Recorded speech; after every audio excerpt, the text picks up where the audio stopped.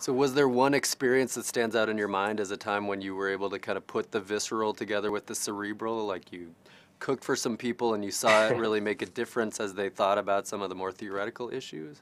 Well, I could just talk about the program I founded. Yeah, So I sure. founded an NGO, Be Healthy, Build Healthy Eating and Lifestyles to Help Youth, an acronym. The young Yeah. people actually came up with the name. And then we would have these young people, mostly from the lower economic strata of New York City, African American, Latino, some African and Afro Caribbean immigrants in our program. And many of them would come into the program very clear that they just didn't eat vegetables. They hadn't eaten vegetables since they were 9 years old, or Wow. they only drank sodas, like they Right. refused to drink water. And it might be absurd to, us, but thinking about just the immense, we talked about Marion Nestle. And Yeah, back when I first started doing this work in 2002, she published her book, Food Politics. sure.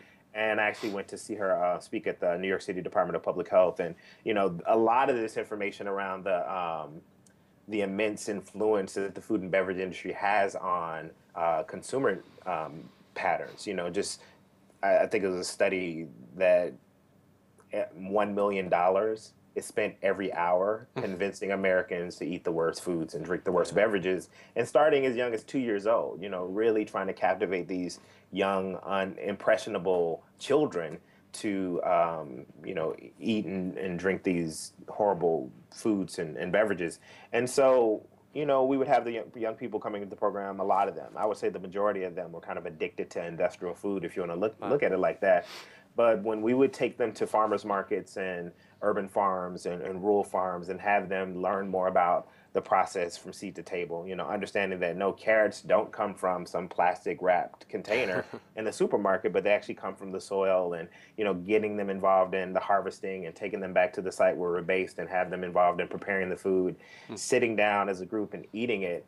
That was such a transformative process for these young people over the 9 months of the first year of the program. And that was, we split it up in 2 years. We wanted to have one, the beginning, the first 9 month block, as a way of helping them have this genuine transformation. We really wanted them to be driven by a desire to change their communities and not just by the stipend that we offer them. And so we saw that at the end of this program, if they made something from scratch, they were much more likely to try it. And the more they start trying all Right. these different diverse grains and vegetables and fruits and nuts and seeds and legumes and all these things that under other circumstances they probably wouldn't have, Yeah. the more that they were open to trying new things. And then we saw that then created this kind of genuine desire to be more political around these things, to Huh. change the way that food was being served in their schools, to change the access in their communities. There was one young woman in our program. She had a 2-year-old son. Had never really thought about these issues before, but was really invested in kind of creating a better life for her son and making sure that he had access to good food. And just something as simple as being able to get organic milk, Hmm. which she couldn't do in her neighborhood. Hmm. After 6 months of the program, she went to her local bodega and started encouraging them to carry, organic milk. Yeah, And sure. eventually they did. So, just planting those seeds Yeah. as an educator, knowing that we may not necessarily see, um, you know, an impact. It might happen years after we've Right. had contact with young people, but, we certainly saw it often enough to help us be excited to continue to do the work. So in the work with Be Healthy and some of the other programs you've been involved in, would you say it's more a question of education or more a question of access or more a question of resources, or it's just a kind of mix of the three? Yeah, I think all of the above. Yeah. It's interesting because in so many of the communities, the reality is that there is a culture of eating unhealthfully. Yeah. People are eating a lot of processed food, packaged foods, high in salt, high in sugar, high in fat, and low in the desirable nutrients that, children need. Just thinking about Yeah. where a lot of my focus has been, or at least initially.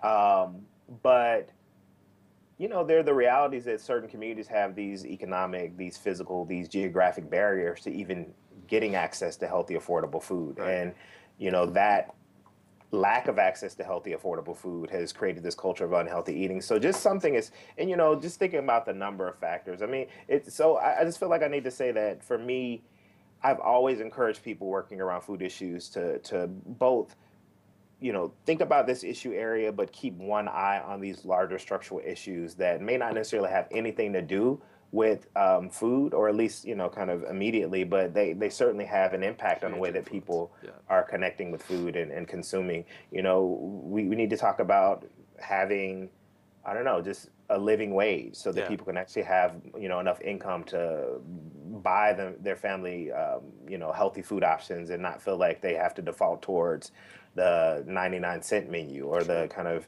crappy processed food at the corner store.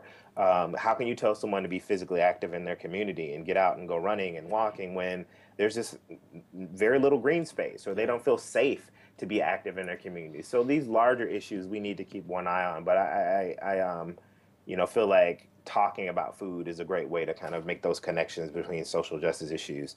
And so, Hmm. I just feel like it has to happen hand in hand. And Yeah. that's why we were really about helping them to think of themselves as peer educators as well as community Oh, that's organizers, good. Yeah. So they're the teaching young one another people. too. Yeah. Yeah. Yeah. That's great.